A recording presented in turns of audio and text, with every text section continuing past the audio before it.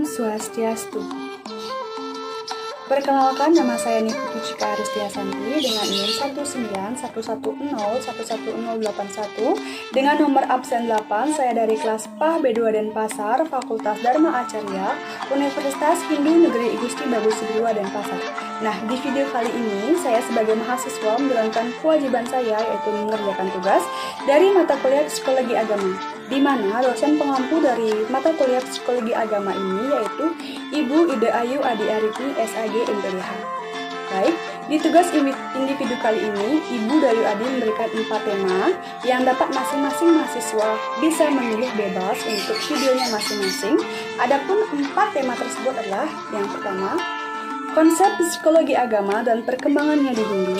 Yang kedua, teori-teori psikologi agama dan perkembangannya di Hindu. Yang ketiga, permasalahan psikologi agama dalam kehidupan umat Hindu. Yang keempat, bimbingan psikologi agama dalam kehidupan umat Hindu. Nah, dari 4 tema tersebut, saya memilih tema nomor 3, yaitu permasalahan psikologi agama dalam kehidupan umat Hindu. Oke, baik. Dari tema tersebut, saya mendapat judul atau mengangkat judul di video ini yaitu konversi agama dalam agama Hindu.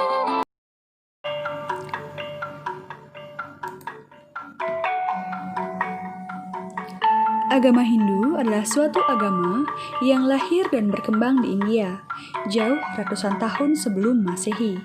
Dipandang dari sudut etimologi, penduduk India merupakan campuran antara penduduk asli yang disebut dengan bangsa Dravida dengan suku pendatang yang berasal dari sebelah utara yaitu bangsa Arya, yang merupakan rumpun dari Jerman yang disebut juga Indo-Jerman. Agama Hindu merupakan agama ketiga terbesar di dunia setelah Kristen dan Islam, dengan jumlah umat hampir 1 miliar jiwa. Penganut agama ini sebagian besar terdapat di anak benua India. Akibat pembauran tersebut, maka terjadilah peleburan dan kebudayaan yang berbeda, yang kemudian melahirkan kebudayaan Hindu dan nantinya melahirkan agama Hindu. Maka dengan demikian diperoleh suatu gambaran bahwa agama Hindu dibentuk atau dipengaruhi oleh kedua unsur kebudayaan yang mula-mula banyak ditemui perbedaan, tetapi lama-kelamaan dapat melebur menjadi satu. Kata Hindu semula diberikan oleh orang-orang Persia terhadap wilayah di lembah Sungai Sindhu. Kedatangan orang Yunani berikutnya menyebut Hindu dengan kata Indoi, dan orang-orang Barat mengatakan India. Penduduk setempat menyebut keyakinan mereka sebagai Sanatana Dharma. Dharma yang berarti kekal abadi dan tanpa awal dan akhir anandi ananta. Kebenaran yang diajarkan adalah kebenaran universal yang tidak dibatasi oleh ruang dan waktu, sebagaimana disebutkan dalam Rig Veda, yaitu Tuhan yang Maha Esa tidak akan menjadi dia tua, bulan, dan demikian pula hari.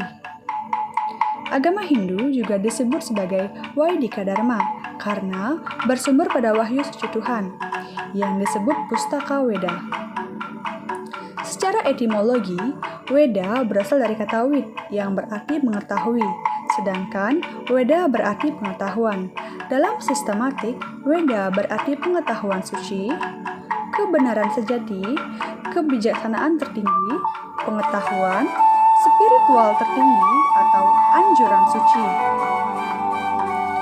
Wahyu Weda tidak hanya diterima oleh satu orang, tetapi oleh banyak resi yang dikenal sebagai Sapta Resi.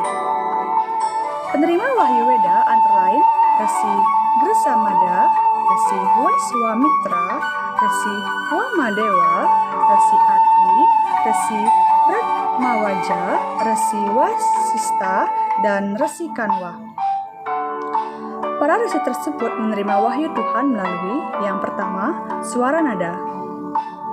Semula didengar sebagai gema, selanjutnya berubah menjadi sabda Tuhan, dan ini kemudian disampaikan oleh sang resi kepada siswanya. Yang kedua, Upanishad. Dalam keadaan meditasi, pikiran para resi dimasuki oleh sabda Tuhan, sehingga resi berperan sebagai mediator komunikasi Tuhan dengan para muridnya. Yang ketiga yaitu darsanam. Seorang berhadapan langsung dengan para dewa dalam bentuk pandangan gaib. Yang keempat, awatara. Wejangan langsung yang disampaikan oleh Tuhan yang berinkarnasi ke dunia. Sabda suci Tuhan yang diterima langsung oleh para maharsi dari Tuhan dikenal sebagai Weda Sruti, yaitu meliputi Rigveda, Samaveda, Yajurveda, dan Atharvaveda. Agar lebih memahami agama Hindu, maka berikut diuraikan beberapa karakteristik Hindu Dharma. Yang pertama, keterbukaan dan kemerdekaan terhadap pandangan kritis atau seluruh isi ajarannya. Sikap-sikap terbuka ini disampaikan dalam bentuk pernyataan, yaitu, walaupun 1000 Weda menyatakan bahwa api itu dingin, janganlah dipercaya. Hindu adalah agama pembebasan, karena itu ajarannya tidak bersandar atau pada dogma-dogma tertentu. Hindu tidak memaksakan satu macam cara untuk berbakti kepada Tuhan, tetapi mempersilahkan semua orang kelompok untuk melaksanakan caranya masing-masing. Yang kedua, esensi, yaitu ajaran Weda dapat diformulasi dalam bentuk ajaran keimanan yang dikenal sebagai Pancasrada, yakni keyakinan akan keberadaan Brahman atau Tuhan, Atman atau roh, karma pala atau hukum perbuatan, punarbawa atau kelahiran kembali, serta moksa yaitu kebebasan mutlak. Yang ketiga, tujuan agama Hindu bukan hanya untuk mencari bekal mati, tetapi juga kebahagiaan di dunia dan akhirat. Tujuan tersebut dirumuskan sebagai Moksatam Jagaditam Ya Caiti Dharma. Untuk mewujudkan hal itu, perilaku umat Hindu seharusnya mencerminkan nilai-nilai satyam atau kebenaran, sivam atau kebijakan, dan sudaram atau keindahan.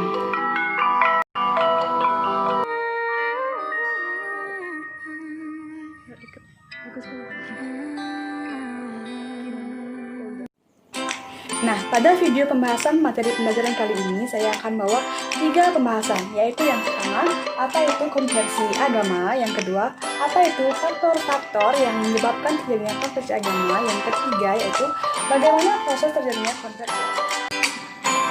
Oke, baik, kita ke materi yang pertama atau pembahasan materi yang pertama, yaitu apa itu konversi agama. Pengertian konversi agama.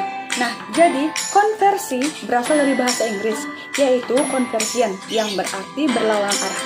Kemudian, konversi juga dapat diartikan sebagai suatu proses terjadinya sebuah perubahan keyakinan yang berlawanan arah dengan keyakinan atau agama yang semula. Menurut Hari Nasution, agama berasal dari kata al-din, religi, dan agama. Jadi, untuk memahami materi pengertian konversi agama ini, kita simak video selanjutnya. Agama mengandung arti kata ikatan yang harus dipegang dan dipatuhi manusia sebagai kekuatan asal dari suatu kekuatan gaib yang tidak dapat ditangkap dengan panca indera, namun mempunyai pengaruh yang besar sekali terhadap kehidupan manusia.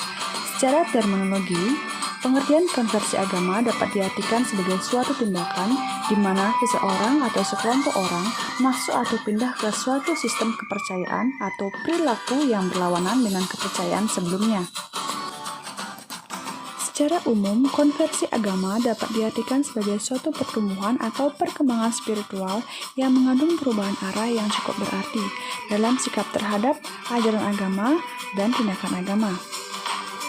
Para psikologi agama berpendapat bahwa terjadinya konversi agama merupakan suatu macam pertumbuhan atau perkembangan spiritual yang memberikan pengertian adanya perubahan arah yang sangat berarti dalam sikap terhadap ajaran agama ataupun dalam tingkat laku agama.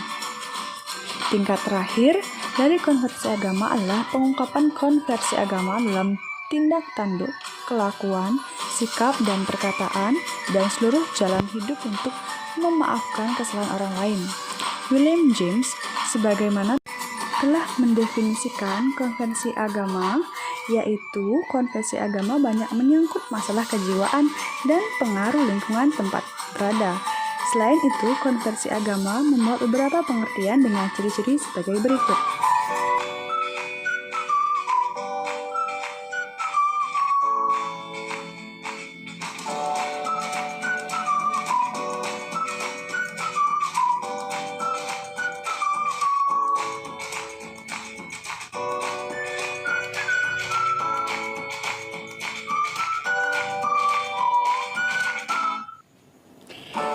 Jadi itu dia pembahasan materi yang pertama, yaitu pengertian dari konversi agama. Kita lanjut ke materi yang kedua, yaitu faktor-faktor yang menyebabkan terjadinya konversi agama. Baik, kita lanjut ke pembahasannya. Berbagai ahli berbeda pendapat dalam menentukan faktor yang menjadi pendorong konversi. William James dalam bukunya, yaitu The Rest of Religious Experience, dan Max Herring dalam bukunya, yaitu Change of Heart, banyak menguraikan faktor yang mendorong terjadinya konversi agama tersebut. Dalam buku tersebut diuraikan pendapat dari para ahli yang terlibat dalam disiplin ilmu. Masing-masing mengemukakan pendapat bahwa konversi agama disebabkan faktor yang cenderung didominasi oleh lapangan ilmu yang mereka tekuni di antaranya. Sebelum kita ke penjabaran materinya, kita simak video berikutnya. Yang pertama, para ahli agama menyatakan bahwa yang menjadi faktor pendorong terjadinya konversi agama adalah petunjuk Tuhan. Pengaruh supernatural berperan secara dominan dalam proses terjadinya konversi agama pada diri seorang atau kelompok. Yang kedua, yaitu para ahli sosiologi berpendapat bahwa yang menyebabkan terjadinya konversi agama adalah pengaruh sosial. Pengaruh sosial yang mendorong terjadinya konversi itu terdiri dari adanya berbagai faktor antara lain. Yang pertama, pengaruh hubungan antar pribadi, baik pergaulan yang bersifat keagamaan maupun non-agama, yaitu kesenian, ilmu pengetahuan, ataupun bidang kebudayaan yang lainnya. Yang kedua, pengaruh kebiasaan rutin, yaitu pengaruh ini dapat mendorong seorang atau kelompok untuk berubah kepercayaan jika dilakukan secara rutin hingga terbiasa, misalnya menghadiri upacara keagamaan ataupun pertemuan-pertemuan yang bersifat keagamaan, baik pada lembaga formal maupun non-formal. Yang ketiga, pengaruh anjuran atau propaganda dari orang-orang yang dekat, misalnya karib, keluarga, dan sebagainya. Yang keempat, pengaruh pemimpin keagamaan. Hubungan yang baik dengan pemimpin agama merupakan salah satu faktor pendorong konversi agama. Oke, kita kembali ke berikutnya, yaitu yang ketiga. Para ahli psikologi berpendapat bahwa pendorong terjadi konversi agama adalah faktor psikologi yang ditimbulkan oleh faktor intern maupun faktor ekstern. Faktor-faktor tersebut apabila mempengaruhi seorang atau kelompok menimbulkan semacam gejala tekanan batin, sehingga akan terdorong untuk mencari jalan keluar, yaitu ketenangan batin. Dalam kondisi jiwa demikian, secara psikologi seorang itu menjadi kosong dan tidak berdaya, sehingga mencari perlindungan kekuatan lainnya yang mampu memberikan kehidupan jiwa yang tenang dan tentram. Konversi agama dibagi menjadi dua tipe, yaitu tipe yang pertama tipe volitional atau perubahan bertahap. Konversi tipe ini terjadi berproses sedikit demi sedikit sehingga kemudian menjadi seperangkat aspek dan kebiasaan rohaniah yang baru. Konversi yang demikian itu sebagian besar terjadi sebagai suatu proses perjuangan batin yang ingin menjauhkan diri dari dosa karena ingin mendatangkan kebenaran. Yang kedua, tipe self-surrender atau perubahan drastis. Konversi agama tipe ini adalah konversi yang terjadi secara mendadak. Seorang tanpa mengenali suatu proses tertentu tiba-tiba berubah pendiriannya terhadap suatu agama yang dianutnya.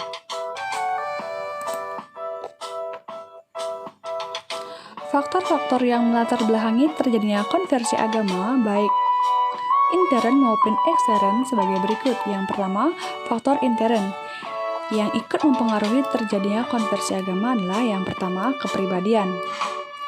Secara psikologis, tipe kepribadian tertentu akan mempengaruhi kejiwaan seseorang.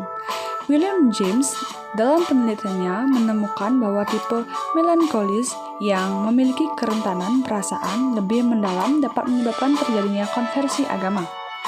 Yang kedua ada faktor pembawaan. Berkenan dengan faktor pembawaan ini, peneliti Swanson mengungkapkan bahwa ada semacam kecenderungan urutan kelahiran yang mempengaruhi konversi agama. Nah, di sini juga ada faktor ekstern. Yang pertama ada faktor keluarga.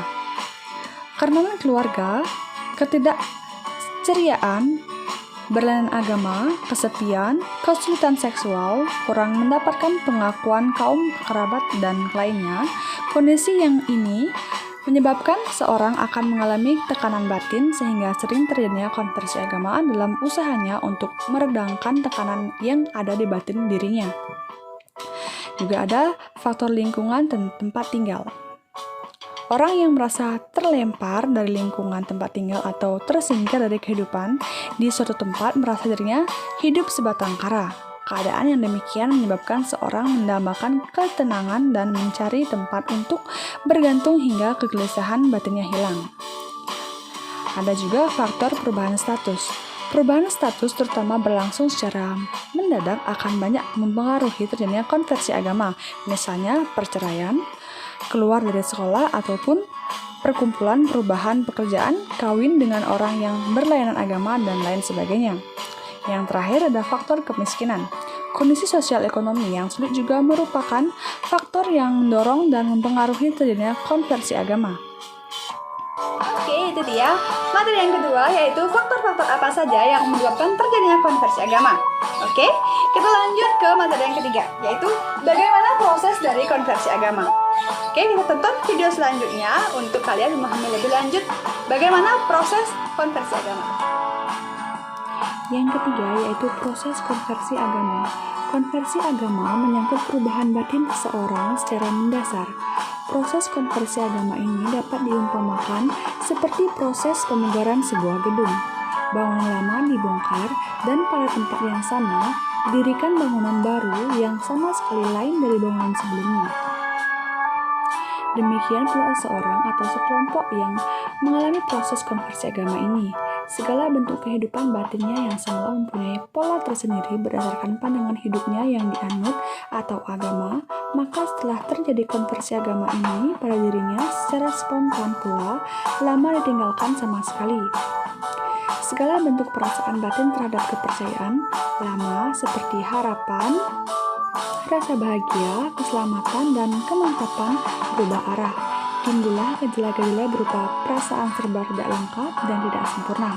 Gejala ini menimbulkan konsep kejiwaan dalam bentuk merenung, timbulnya tekanan batin, penyesalan diri, rasa berdosa, cemas terhadap masa depan, dan perasaan susah yang ditimbulkan oleh kebimbangan.